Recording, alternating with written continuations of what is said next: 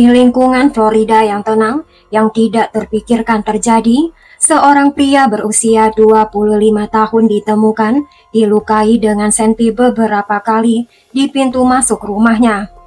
Keheningan pagi dipecahkan oleh gema suara tembakan.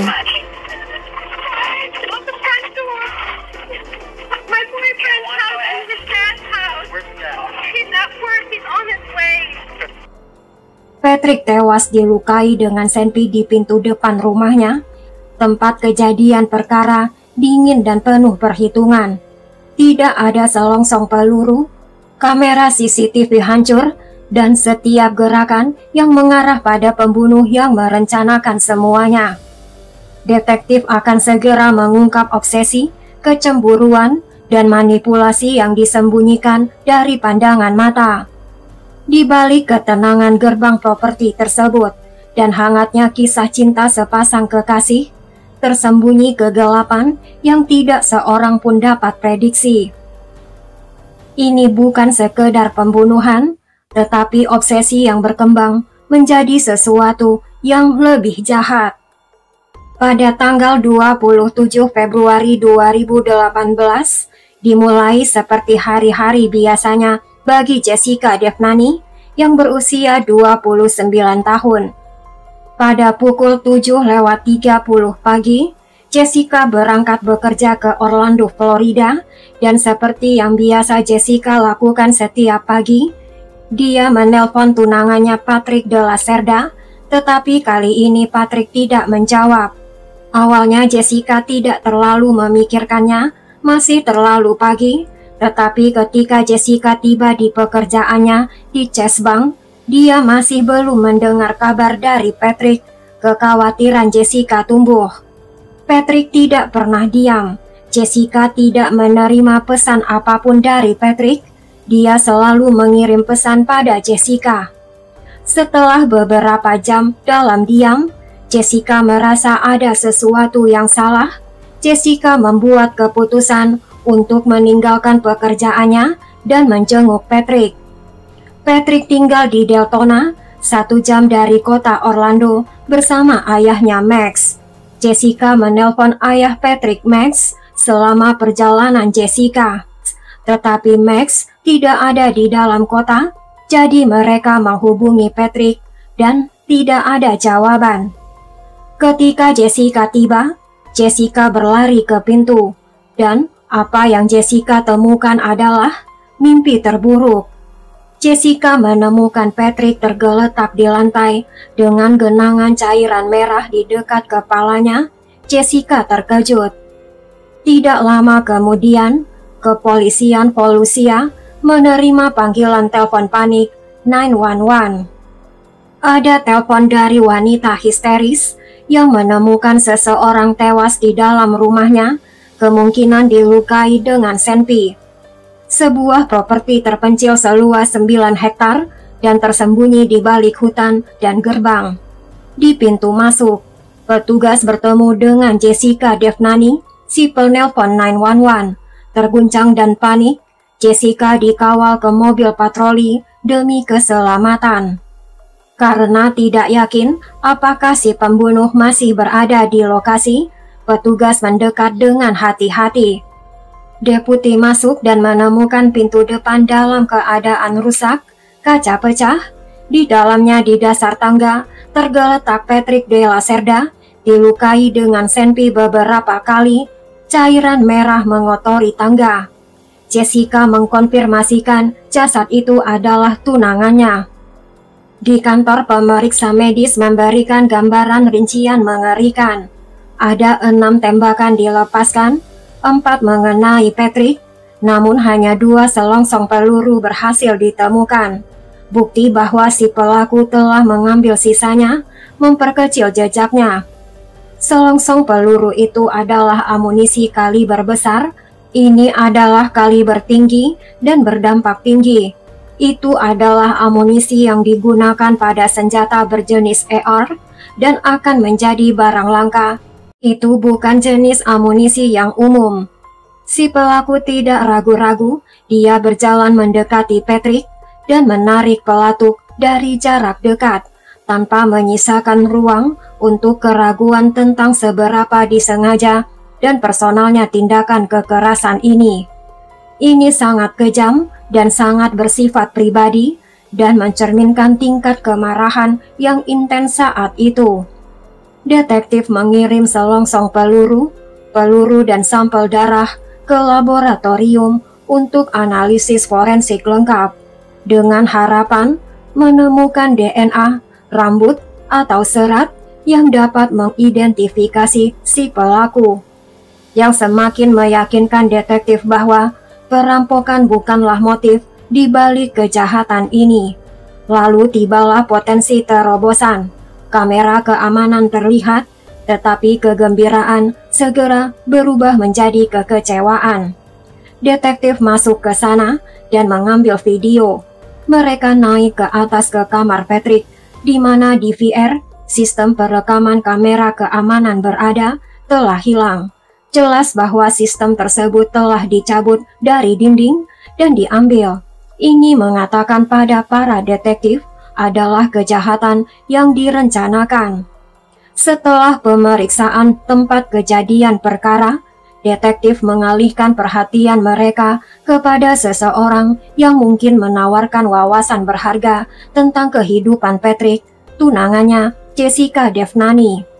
Mereka membawa Jessica untuk wawancara latar belakang awal, berharap untuk lebih memahami siapa Patrick, dan ada orang dalam hidupnya yang mungkin punya alasan untuk menyakiti Patrick. Jessica terbuka dan memberitahu detektif bahwa mereka berdua bertemu secara online atau daring pada tahun 2017 saat Patrick berusia 25 tahun, Jessica beberapa tahun lebih tua dari Patrick. Jessica baru saja keluar dari hubungan jangka panjang sebelumnya. Patrick menawan dan penuh kehidupan, dan mereka langsung cocok. Jessica mengatakan bahwa Patrick benar-benar menarik perhatian Jessica. Patrick orangnya supel, Patrick tipe yang pendiam, tetapi bersama mereka saling cocok. 6 bulan kemudian, Patrick melamar Jessica.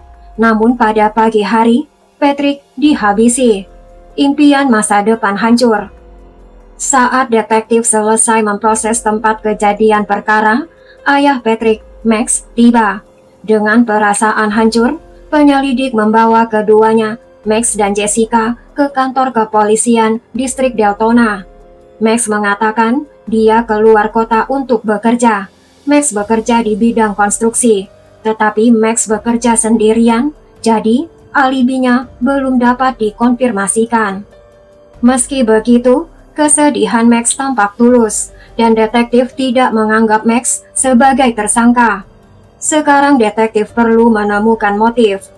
Alasan apapun mengapa seseorang menginginkan Patrick meninggal. Ayah Patrick, Max, menceritakan kejadian yang meresahkan terjadi hanya 3 bulan sebelumnya. Patrick bertengkar dengan tetangganya, tetangga dan Patrick sempat bertengkar, dan akhirnya melakukan kekerasan hingga tetangganya mengeluarkan senpi dan melepaskan tembakan ke arah Patrick. Saat itu juga, detektif fokus mencari tetangga Patrick. Mungkinkah dia diam-diam menyelinap ke properti Patrick, memancing Patrick ke lantai bawah, dan menarik pelatuknya. Polisi mengkonfirmasikan bahwa mereka telah menanggapi laporan properti tersebut, yang bermula dari pertengkaran mengenai batas properti. Namun ketika polisi memeriksa catatan tetangga tersebut, polisi menemukan jalan buntu. Tidak ada yang tampak cocok, dan detektif menemukan tetangga Patrick tidak mungkin melakukan kejahatan itu karena dia secara fisik berada dalam tahanan penjara, dan dia tidak mungkin menjadi orang yang melakukan kejahatan. Setelah petunjuk itu tertutup, detektif melanjutkan pembicaraan dengan Max. Saat itu Max menyebutkan sesuatu yang aneh dari pagi hari pembunuhan itu. Ketika 4 jam sebelum Jessica menemukan jasad Patrick, Max menerima 2 panggilan telepon dari nomor tidak dikenal yang menanyakan tentang barang pengiriman di pintu gerbang depan. Di luar gerbang depan rumah Patrick, ada tanda yang mengatakan untuk paket atau supir pengiriman untuk menghubungi nomor telepon tersebut. Dan itu adalah nomor telepon Max. Max mengatakan si penelpon mengaku sebagai supir pengiriman dan bertanya apakah Patrick ada di rumah. Ketika Max menawarkan untuk menghubungi Patrick dan untuk menelpon balik si penelpon itu menjawab, "Tidak, Anda tidak bisa menelpon balik nomor ini." Menurut detektif, seketika lebih banyak tanda bahaya berkibar. Aneh bagi seorang pengantar barang untuk menelpon dan menanyakan orang tertentu terlebih dahulu. Ini tidak beres. Itu bukan supir pengiriman barang biasanya bertindak. Tak lama kemudian, Jessica menelpon Max dan mengatakan dia tidak bisa menghubungi Patrick. Saat itulah detektif mulai bertanya-tanya, apakah yang disebut pengantar barang itu sebenarnya adalah pembunuhnya. Setelah berbicara dengan Max, detektif mengalihkan perhatiannya kembali kepada Jessica, yang mengarahkan detektif kepada tersangka baru. Mantan pacar Jessica, Gregory Bender. Jessica mengatakan pada penyelidik bahwa mantan pacarnya, Gregory atau Greg, selama berbulan-bulan, Greg selalu mengancam Jessica dan Patrick. Karena Greg sangat cemburu. Greg mengatakan dia akan melukai dirinya sendiri. Jessica sudah lama tidak mendengar kabar dari Greg, namun pada pagi hari Patrick dihabisi, Greg menelpon tempat kerja Jessica 2 kali. Jessica tidak menjawab. Namun setelah panggilan itu, dan Jessica tidak mendengar kabar dari Patrick, Jessica tahu ada sesuatu yang tidak beres. Jessica kemudian menceritakan kisah lengkap tentang hubungannya yang bermasalah selama 8 tahun dengan Gregory. Jessica pertama kali bertemu Gregory Bender pada tahun 2009. Jessica baru saja mengunjungi situs web kencan. Jessica yakin saat itu Jessica berusia 19 atau 20 tahun dan Greg berusia sekitar 21 tahun lebih tua dari Jessica. Jessica tidak keberatan dengan perbedaan usia. Jessica langsung merasa kepribadian mereka langsung cocok. Greg adalah seorang manajer dana lindung nilai yang kaya, menawan dan cerdas. Tetapi Jessica mengabaikan banyak tanda bahaya. Greg sangat posesif. Greg mengatakan bila Jessica meninggalkan Greg, maka semuanya tidak akan menjadi indah. Karenanya Jessica tetap bertahan. Greg mengendalikan hubungan itu. Jessica masih muda. Greg yang memegang kuasa. Pada tahun 2016, segalanya berubah. Greg berada di rumah sakit dan ketika Jessica mengunjunginya, Jessica melihat ada wanita lain di samping tempat tidur Greg. Dan Jessica mengatakan, "Wow, apa yang sedang kamu lakukan di sini?" Dan wanita itu menjawab, "Aku istri Greg. Greg telah menikah dengan seorang wanita bernama Delmara selama ini. Jessica memberi Greg ultimatum, tinggalkan istrimu atau kita tamat, dan Greg menolak. Dan akhirnya Jessica mengakhiri pertunangannya. Greg tidak menerimanya dengan baik. Gregory melakukan apa saja yang dia bisa untuk mendapatkan Jessica kembali. Greg mengirim pesan teks kepada Jessica. Greg mengancam Jessica. Selama hampir 1 dekade, Gregory Bender telah memegang kendali atas kehidupan Jessica. Sekarang, Jessica sudah pergi. Dan seorang pria dengan narsisme ganas, penolakan seperti itu tidak hanya menyakitkan, tetapi juga tidak dapat ditoleransikan. Setelah Jessica pergi dari hubungan toksik mereka, Jessica mengambil setiap langkah untuk menyingkirkan Greg sepenuhnya dari hidup Jessica. Jessica memblokir Greg dari semuanya. Jessica ingin Greg meninggalkannya sendiri. Greg berhasil menemukan cara untuk menyusup ke dalam kehidupan baru Jessica. Pada tahun 2017, Jessica bertemu Patrick de la Cerda, dan mereka dengan cepat menjalin ikatan yang erat. Namun, Jessica merasa perlu memperingatkan Patrick tentang kecemburuan dan perilaku yang tidak terduga mantan pacar Jessica. Jessica meminta Patrick tidak mengunggah foto mereka secara online, tetapi Patrick menolak untuk menyembunyikan hubungan mereka. Jessica bahkan membuat profil Facebook baru. Meskipun sudah berusaha keras, Gregory masih menemukan foto mereka berdua, dan begitu Gregory menemukannya, pelecehan tanpa henti itu memulai babak baru. Ketertarikan Gregory berubah menjadi obsesi yang berbahaya. Jessica mengatakan, Gregory mencari Patrick secara online. Greg menemukan di mana Patrick tinggal. Greg menemukan tempat ayah dan ibu Patrick tinggal dan saudara laki-laki Patrick, dan mengatakan, "Aku akan menyakiti siapa saja jika kamu tidak meninggalkannya sekarang." Greg tidak akan membiarkan Jessica pergi. Sebagai tanggapannya, Jessica akhirnya mencari perlindungan hukum.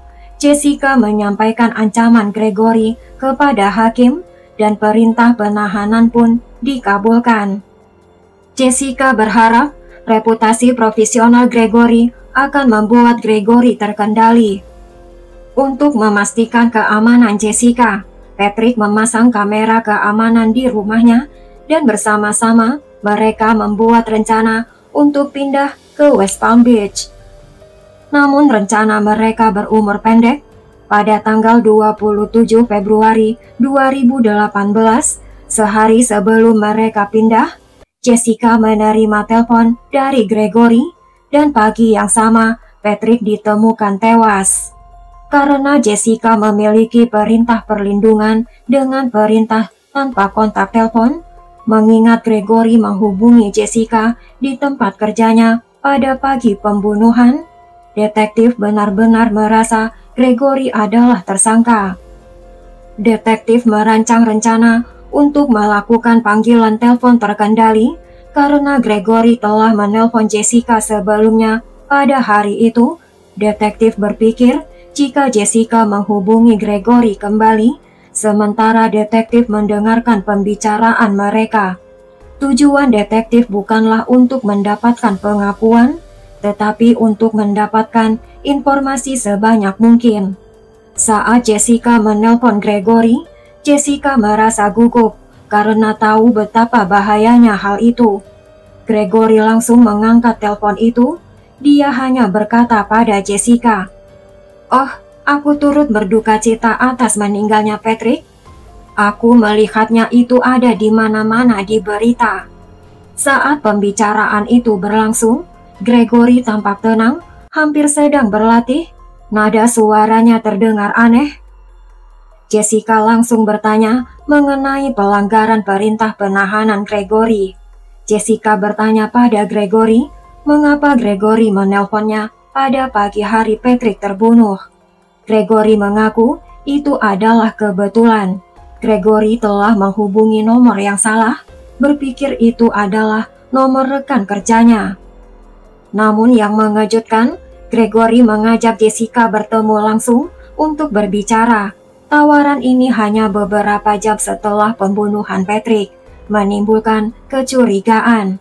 Detektif mempertimbangkan bahwa Gregory yang didorong oleh kecemburuan dan ingin mendominasi Jessica, mungkin melihat Patrick sebagai saingan.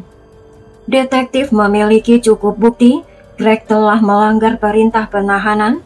Detektif memutuskan Greg harus ditahan. Petugas dari kantor Sheriff Orange County menemukan Gregory Bender ada di rumahnya dan menahannya. Detektif memperoleh rekaman video dari tetangga Greg di seberang jalan yang menunjukkan sebuah mobil meninggalkan kediaman Gregory pada hari pembunuhan pada dini hari. Mobil itu didaftarkan atas nama Gregory dan waktunya cocok dengan kejadian hari itu. Detektif menghubungkan Gregory dengan kejahatan itu. Hasil otopsi awal mengkonfirmasikan Patrick dilukai dengan senpi sebanyak 4 kali, tetapi tidak ada sidik jari ditemukan yang menunjukkan si pelaku menyembunyikan identitasnya. Ini mengarah pada pembunuhan berencana. Setelah berbicara dengan teman dan keluarga Gregory, detektif mengetahui bahwa mantan istrinya, Delmara, mungkin memiliki informasi penting. Delmara telah melihat Gregory menulis di buku catatan tentang rencana menghabisi Patrick. Pada akhir tahun 2017, saat pernikahan mereka berantakan, Delmara menemukan rencana tersebut yang meliputi peta, poin-poin penting, dan rincian tentang bagaimana Gregory bermaksud menghabisi Patrick.